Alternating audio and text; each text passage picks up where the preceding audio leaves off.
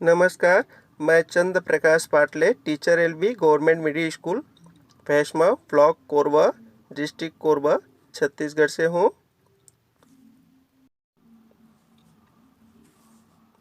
बच्चों, आज हम कक्षा 6वीं से विषय गणित से कोणों को अंश में मापना सीखेंगे। कोणों को अंश में मापना। बच्चों, यहाँ दो कोण दिए हुए हैं, कोण BAC और कोण XYZ। बच्चों, इस दोनों कोण को देखने से क्या पता चलता है? आइए देखते हैं कि एक कोण ज़्यादा बंद है और एक कोण ज़्यादा खुला हुआ है। बच्चों, हम इस दोनों कोण को किस प्रकार से मापेंगे?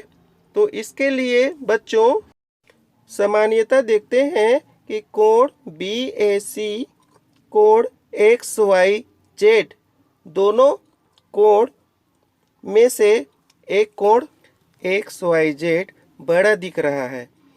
यहाँ पर हम इसका सही माप जानने के लिए हमें ज्यामिति बॉक्स के सेट स्क्वायर या चांदे की सहायता से हमें मापना पड़ेगा, तभी हमें सही माप का पता चल पाएगा। तो आइए बच्चों, हम इस दोनों कोण को चांदे की सहायता से माप के देखते हैं कि यह कितना अंश का कोण बना है।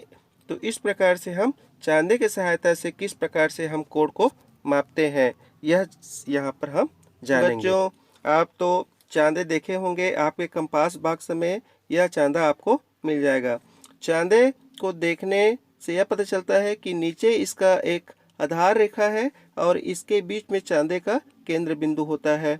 उसी प्रकार से देखें, एक और इसका सबसे पहला शून्य लिखा है और इसी शून्य से आगे बढ़ते हुए 10 अंश, 20 अंश, 30 अंश, 40 अंश, 50 अंश, 60 अंश, 70 अंश, 80 अंश, 90 अंश, आगे बढ़ते हुए 180 अंश यहाँ पर लिखा होता है। आइए हम इस चांदे को कोण BAC में रखते हैं। यहाँ पर देखेंगे कि कोण BAC हम चांदे के सेंटर, इसके शीर्ष को, इस कोण के शीर्ष A है, इस शीर्ष को चांदे का सेंटर में रखते हैं और इसके बाद कोण A और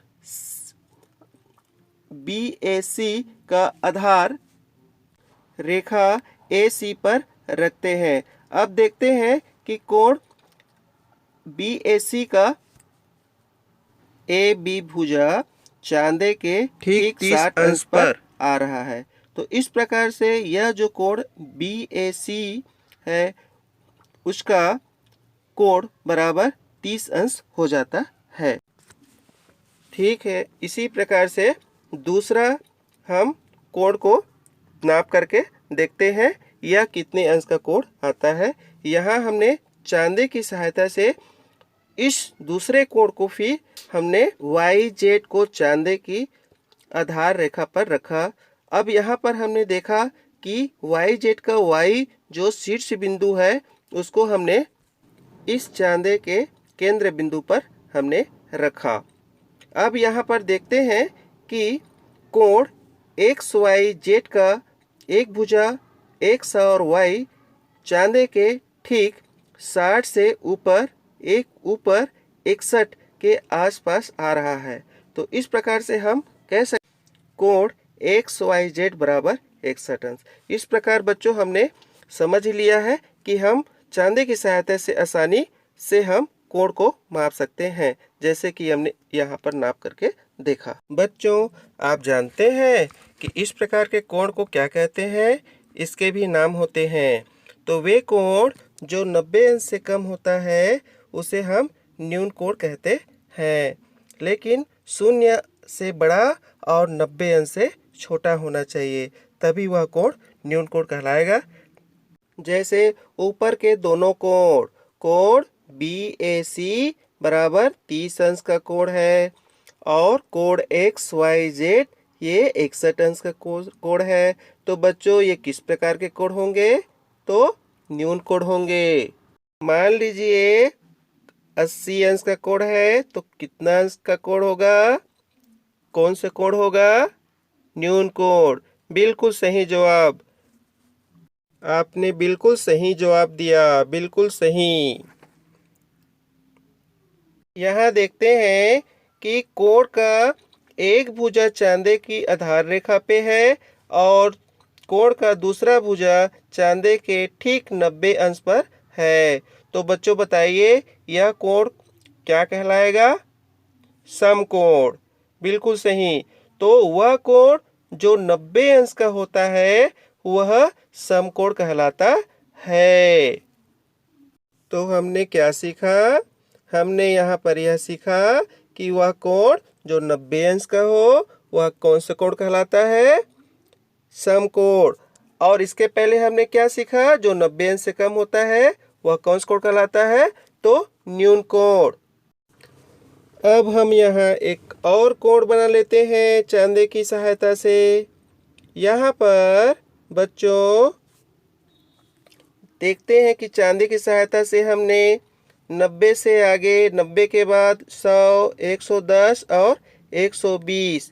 तो कोण का एक भुजा चांदी की आधार रेखा पर और कोण का दूसरा भुजा 120 अंश पर।